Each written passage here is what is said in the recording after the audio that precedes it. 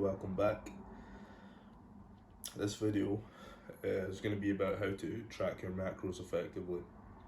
Now, I'll be honest, the first maybe 3 or 4 years that I was in the gym, I didn't track any calories or protein or any macros or anything like that. I just ate. Basically just ate when I was hungry, and the whole idea for me was like, if I need to get bigger, I need to just eat loads of food. So I just ate loads of food and it worked. But if you want to kind of go at a more measured approach and you want to know that you're doing the right thing and make sure you've got the evidence in front of you that you're eating enough, this is the advice that I would use.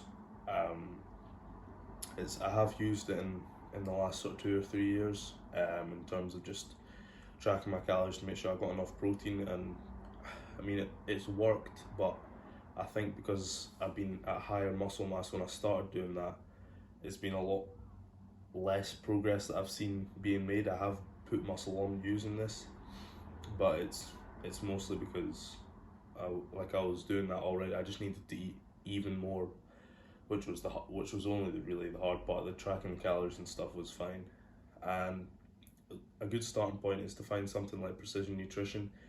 It's a website. I put a link in the description, or just use the MyFitnessPal app. It's probably the most common one that people use, and just fill in your details and just to get to the how many calories you need based on like how much calories you're burning, the intensity of your exercise, how often, your work, your height, everything like this. I would say the Precision Nutrition one's a wee bit more accurate, but you're probably going to use MyFitnessPal to track your calories anyway, so it's just keeping that in mind when you use the MyFitnessPal to track your macros and stuff, and how to put that into, like, how to sort of differentiate between the two, because there've been times where Precision Nutrition tells me I need to be eating like 4,200 calories, but MyFitnessPal tells me 3,800. But because Precision Nutrition's been given more information, I would just aim for the 4,200 anyway. And naturally, because I'm eating fairly balanced meals, the macros will increase at the same rate. And I would say the best macro split that I've used, the one that I think is probably the best in terms of overall health and performance and not putting on too much body fat, is protein 30% and then 35% for carbs and fat. You might be surprised that protein's the lowest on there, but it's if you eat too much protein, it's pretty pointless, because that protein's not doing anything. Once it's rebuilt all your muscle fibers and your skin tissues and your just built everything back up, it's basically just comes out in your piss. Basically better to eat the right amount of protein than too much. Obviously better to eat too much than too little, but if you want to be more effective and you don't want to put on too much body fat, it's probably the best way to do it, is eating the right amount.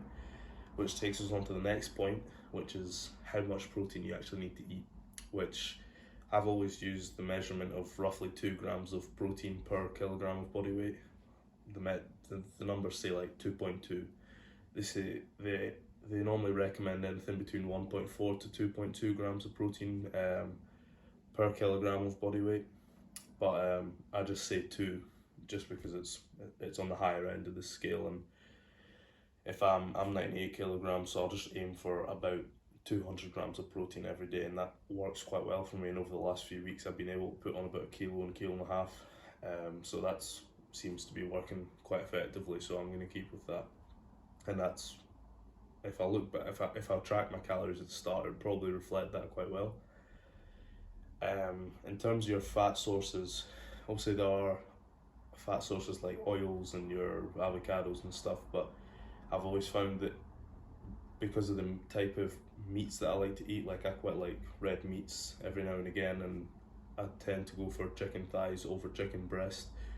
I tend to see that most of my fat tends to come from my protein sources in any case.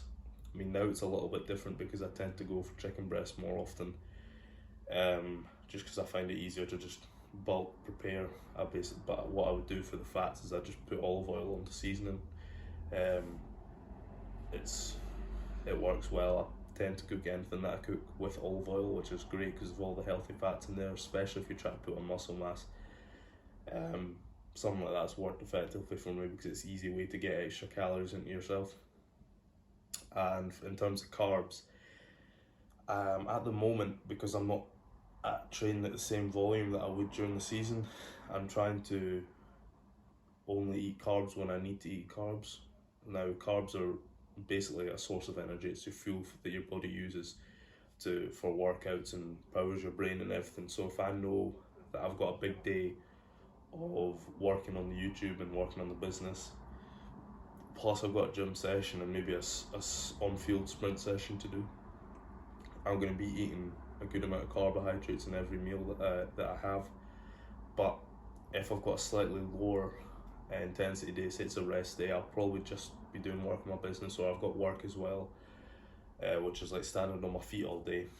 I will tend to stay away from carbs at breakfast, although people would say that's not a great idea because you've just been fasting basically for 8-10 hours, however long you've been sleeping, and not had any carbs in your system. But I quite like that feeling of I'd basically just have protein in the morning, or protein and the fats, because I have like a pint of milk plus like a yogurt, or maybe I'll have 4 bits of bacon, or I'll have 4 eggs. It kind of varies, but I try and get about 50 grams of protein in that breakfast. Maybe a bit of fruit as well, which is a source of carbohydrates as well, obviously more sugars and stuff. But for me, that just means I'm not going to put on too much body fat, because when you eat too many carbs and you don't burn them all off, it just gets stored as fat, because fat's your secondary fuel source. So I basically just allow my body to function on the fats and the proteins until about lunchtime on the days that I'm not doing so much, which has worked really well for me. It means that I'm not putting on too much body fat, which is great. That effectively wraps up this video on macros. I hope it's been valuable to you. I'll ask you as well just to keep an eye out over the next coming weeks and months for my ebook that I've just written.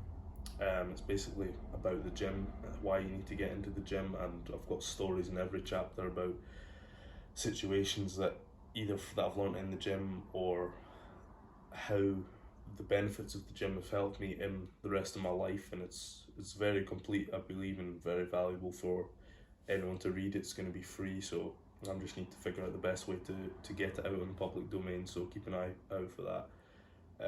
It may be by the time that this video is released, the book will already be in circulation, and if that's the case, then I'll put it in the link below, and I'll probably add an extra bit on the end of the video. So yeah, I'll see you in the next video.